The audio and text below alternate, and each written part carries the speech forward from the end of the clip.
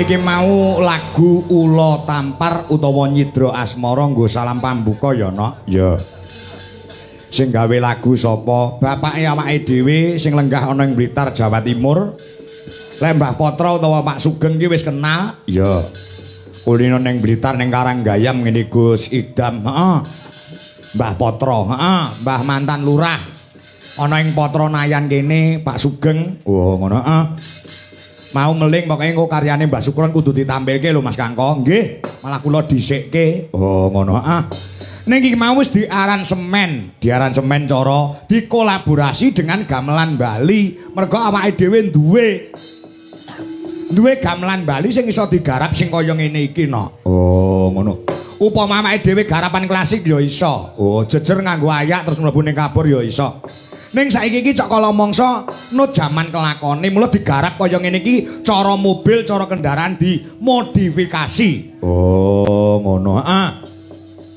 Terus sing nembang ki mau sapa? Kok gedhe dhuwur, cantik kaya widodari kayangan. Kuwi jenenge Budhuwi Kurniawati. Apane dalange? Tumpakane dalange. Wah, ngono. Ah, ya. Ya kuwi wong wedok sing wis tak tengi ping 3. Wah, iya. Ah. Kok enek sing takon wong kene kok biyen dudu kuwi. Dudu pancen wis ganti kok. Lah ya. Ya.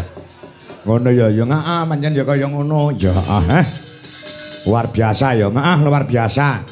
Alhamdulillah awake dhewe pinaringan berkah nikmat sempat sehat selamat. Saengga bisa netepi jejibaan sowan Ngabiantara ana ing Klangsuran. RT 5 RW 5 Patranayan Nogosari Boyolali. Oh iya. Dalam situasi riang gembira dan dikemuli karo rasa sehat walafiat. Oh, ngono. Ah, iya iya iya. Mbuh pirangane sasi kepungkur kae panjenengane Mbah Saman karo putrane panjenengane Mas Slamet Haryanto sing kagungan dalem omah apike kok ngono kuwi. Heeh. Karo panjenengane Mbah mantan lurah Pak Sugeng, Mbah Patra. Heeh. Karo panjenengane Lurah Wonorejo, Pak Yon. Heeh, Pak Yon Mariono. Kuwi mak gruduk-gruduk nang nggonku no. Oh, ngono. Heeh. Ya. Sing wigatine mercaya kelawan awake dhewe, ya tinimbalan marak sowan rene. Oh, ngono. Heeh. Ya. Wah, bola-bali nek panjenengane Mbah Saman kuwi duwe putra sing hebat. Oh, ngono. Sapa? Ya sing di omah kuwi Mas Slamet Haryanto. Ya. Oh, ngono lan putra-putra liyane. Heeh. Apa sing dadi kersane disembadani karo putra-putra. Oh, ngono. Mbah Saman pengen nanggap dalang sapa? Dalang Anom Dwija Kangka. Karanganyar lho, ora Boyolali lho. Ya, Oh, ngono. Ya disembadani langsung tindak utawa rawuh nggone dhewe karo Mbah Patra, karo Pak Slamet, Mas Slamet karo Mbah Yon. Heeh. Rembug tanggalan oke, delala paselo, Mas Longgar, tambah bintang tamu Tatin karo Mas Gareng Jajak. Ya. Ya yung. Lah, nek wis ngono terus rembukan perkara rega. Wo, ngono. Heeh. Bola bali nek Mas Slamet ki kontraktor hebat wong kontraktor kondang ning Jakarta, duwite ora ana serine. Oh, duwite pirang-pirang. Heeh. Mbah Saman yo ngono saking senenge karo awake dhewe. Wekasane yo ora ngenyang sithik-sithik Mas Slamet Haryanto yo ora ngenyang. Mbah Saman ora ngenyang. Sing ngenyang sapa? Ya Mbah Patra Sugeng kuwi sing ngenyang. Oh, ngono. Yo mbok disuda sithik to. Aja semono aja dipadakne liyane. Ha iya. Lah kandeng aku karo Mbak Patra iki wis lek ku kenal iki wis suwe ya nggih pun to Mbah aku ya ngono. Pun mriku nderek. Oh, ngono. Iya. Wis sidane alhamdulillah awake dhewe iso ngabiyantara sowan. Kuwi sing kanggo srana nyambung silaturahmi nglaketake pasederekan lan paseduluran. Oh, ngono ya iya. Ya, iki dalam rangka apa? Iki dalam rangka panjenengane Mbah Saman so Ibu Mujinah. Ya.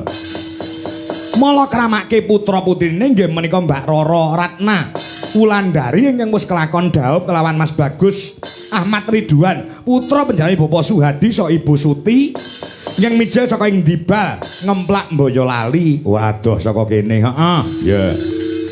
Ya ngestoke dawuh. Awake dhewe diaturi supaya sowan mrene sak bergodo komplit kanca-kanca Dwija Laras Indonesia. Supaya budidaya nyuwun pendonga nyang sapa? Nyang Gusti Allah Subhanahu wa taala. Sapa sing ditungake brayat agung ana ing dalem kene Mbah Saman sak brayat.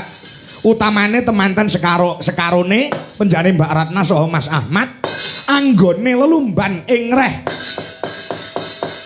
bebrayan iki muga-muga pinaringana wahyu jodoh wiwit iki nganti sak lawas-lawase satemah dadi temanten ingkang sakinah mawaddah warahmah maslakah fidini kata akhirah Allahumma amin ya rabbal alamin pancen ya kaya ngono. Intine bengi iki kuwi no. Oh ngono ya tur dasare nggih tamba kangen kene iki wis suwi ora nek wayang jare Mbah Patra. Wah ngono mriki niku suwi Mas Kangko. Kene iki ra nek wayang. Wah, ngono ya. Mula nggih tamba kangene para warga masyarakat ana ing Patranayan khususé ana ing Klangsuran. Bengi iki digelar pagelaran wayang kaya ngene iki ya, Yung. Heeh. Ya semoga-moga semrica kecut sak une-unine bisa dadi srana menghibur sedaya masyarakat. Dasare niate Pak Saman, niate Mas Slamet, para putra-putra kene. Nggone seneng-seneng ora dienggo dhewe ning kanggo srana nyenengke tangga teparo. Oh, sing padha rawuh bengi iki wae insyaallah entuk hiburan srana pagelaran wayang. Ya.